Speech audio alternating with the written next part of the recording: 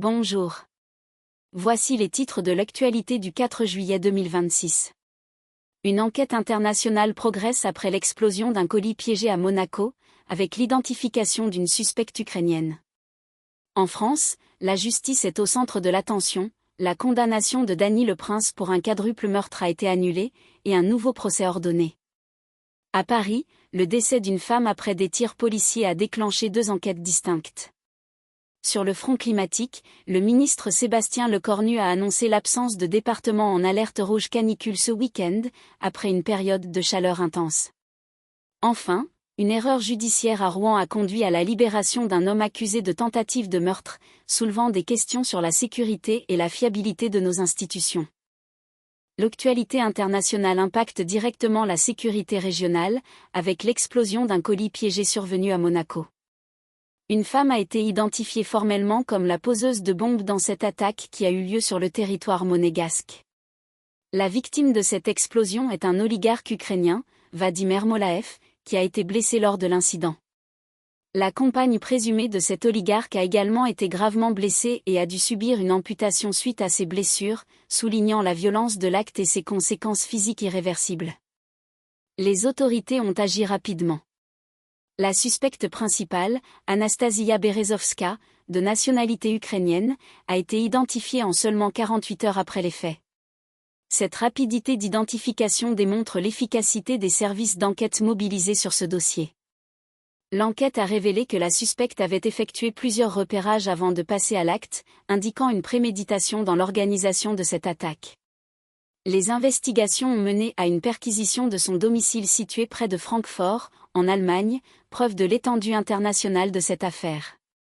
Pour localiser et appréhender Anastasia Berezovska, une notice rouge Interpol a été émise, accompagnée d'un mandat d'arrêt européen. Ces outils juridiques internationaux sont cruciaux dans la traque des suspects au-delà des frontières nationales, illustrant la coopération nécessaire entre les États face à ce type de criminalité. Cet événement, bien que se déroulant à Monaco, soulève des questions sur la circulation d'individus et d'intentions criminelles aux portes de la France, et l'importance de la coordination des services de sécurité européens pour protéger l'ensemble des citoyens et résidents de la région. L'implication d'une ressortissante ukrainienne est la cible, un oligarque de même nationalité, met en lumière des dynamiques qui peuvent dépasser les enjeux locaux et s'inscrire dans des conflits d'influence ou d'intérêts plus larges, dont les répercussions peuvent potentiellement affecter la sécurité et l'ordre public dans notre environnement direct. En France, le système judiciaire est confronté à une situation notable concernant l'affaire Dany le Prince. La Cour de révision, plus haute instance en la matière, a procédé à l'annulation de la condamnation de Dany le Prince. Ce dernier avait été reconnu coupable d'un quadruple meurtre commis dans la Sarthe.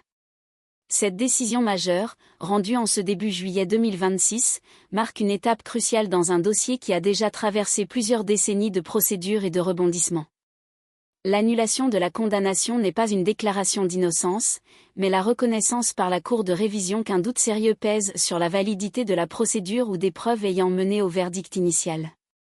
Cela signifie que les fondements mêmes de la condamnation sont remis en question. En conséquence directe de cette annulation, la Cour de révision a ordonné la tenue d'un nouveau procès pour Dany le Prince. Ce nouveau procès aura pour objectif de réexaminer l'ensemble des faits, des témoignages et des éléments de preuve, à la lumière d'éventuels nouveaux éléments ou d'une relecture critique de l'enquête initiale, afin de parvenir à une décision qui, cette fois, soit jugée irréprochable par les plus hautes autorités judiciaires. Pour les citoyens français, cette affaire soulève des questions fondamentales sur la fiabilité de notre système judiciaire. Elle met en lumière la possibilité de l'erreur judiciaire et l'importance des mécanismes de recours, même après des années de détention. Un tel revirement génère des sentiments complexes, d'une part, l'espoir d'une justice enfin rendue pour Dany le Prince et la réaffirmation du principe de la présomption d'innocence, d'autre part, pour les familles des victimes, la réouverture des blessures et l'incertitude quant à l'issue finale. Le coût humain, social et financier de ces longues procédures est considérable, et l'affaire Le Prince demeure un cas emblématique de la complexité et des défis inhérents à la quête de vérité judiciaire. À Paris, un événement grave a eu lieu, impliquant les forces de l'ordre. Une femme est décédée après avoir été touchée par des tirs policiers. Ce décès a immédiatement déclenché l'ouverture de deux enquêtes distinctes, une procédure habituelle dans des circonstances aussi délicates. La première enquête a été confiée à l'Inspection générale de la police nationale, l'IGPN, souvent surnommée la « police des polices ».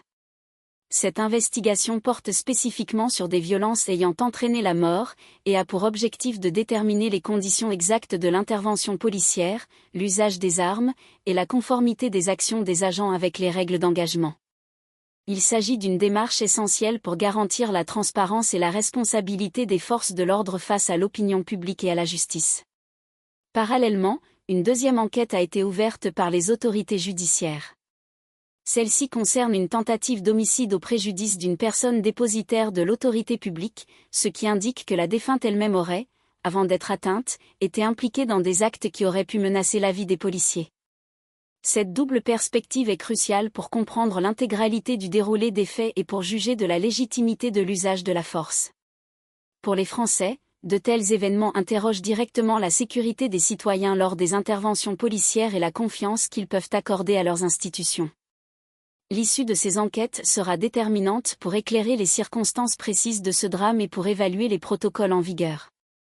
L'équilibre entre la nécessité pour la police d'assurer l'ordre public et la protection de la vie des individus est au cœur des débats que ce type d'affaires ne manquera pas de raviver, mettant en lumière la difficulté des missions quotidiennes des forces de l'ordre face à des situations potentiellement dangereuses. La cohésion nationale est directement affectée par la perception de la justice et de l'équité dans le traitement de ces affaires. La situation climatique en France reste un sujet de vigilance constante, notamment après une période marquée par des températures exceptionnellement élevées. Concernant la canicule et les risques d'incendie, Sébastien Lecornu, ministre des Armées, a tenu à apporter des précisions. Il a annoncé qu'aucun département ne devrait être classifié en alerte rouge ce week-end. Cette déclaration intervient dans un contexte particulier. La France a récemment traversé une vague de chaleur qualifiée d'historique, dont les effets se sont fait sentir sur l'ensemble du territoire. L'annonce de M. Lecornu a été faite lors d'une cellule de crise dédiée spécifiquement à la canicule et à la situation des incendies, mettant en évidence la mobilisation gouvernementale face à ces défis climatiques. L'absence d'alerte rouge est une nouvelle que de nombreux Français, notamment les plus fragiles, accueilleront avec un certain soulagement, bien que la vigilance reste de mise. Les conséquences d'une telle vague de chaleur sur la vie des Français sont multiples et tangibles.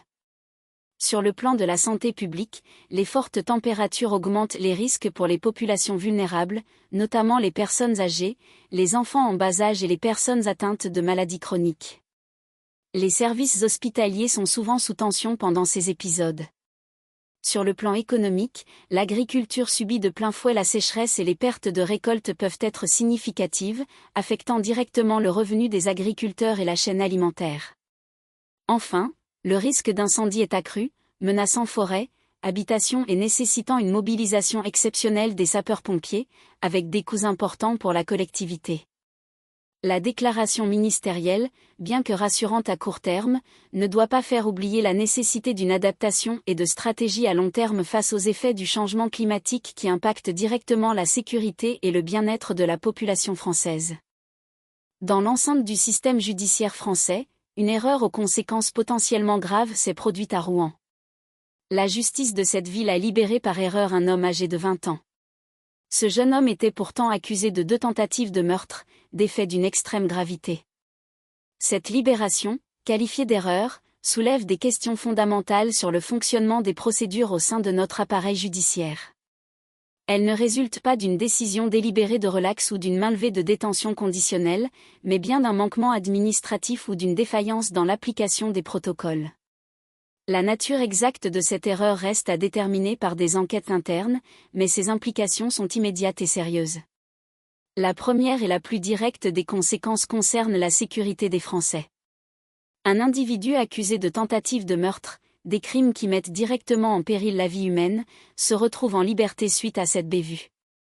Cela génère un risque réel pour la population et interroge la capacité de l'État à protéger ses citoyens, mission fondamentale de toute souveraineté. De plus, les victimes concernées par ces tentatives de meurtre ont été avisées de cette libération. Pour elles, c'est un choc supplémentaire, une réactivation du traumatisme initial et une source d'inquiétude majeure pour leur sécurité personnelle et celle de leurs proches. La confiance dans le système judiciaire, déjà fragilisée par d'autres affaires, est mise à l'épreuve lorsque de telles erreurs se produisent, remettant en question la rigueur et la fiabilité des procédures censées garantir à la fois la justice et la sécurité publique. Cette affaire appelle à une analyse approfondie des causes de cette défaillance pour éviter qu'elle ne se reproduise et pour restaurer la confiance des Français dans leur système judiciaire. Pour récapituler les informations clés de ce 4 juillet 2026, l'enquête sur l'explosion à Monaco progresse avec l'identification d'une suspecte et des perquisitions en Allemagne. La condamnation de Dany le Prince pour quadruple meurtre a été annulée par la Cour de révision, ordonnant un nouveau procès. Une enquête de l'IGPN est ouverte après le décès d'une femme survenue après des tirs policiers à Paris, une deuxième enquête pour tentative d'homicide ayant aussi été lancée. Aucun département ne devrait être classé en alerte rouge canicule ce week-end, selon Sébastien Lecornu, après une vague de chaleur historique. Enfin, un homme accusé de tentative de meurtre a été libéré par erreur par la justice à Rouen, et les victimes concernées ont été avisées.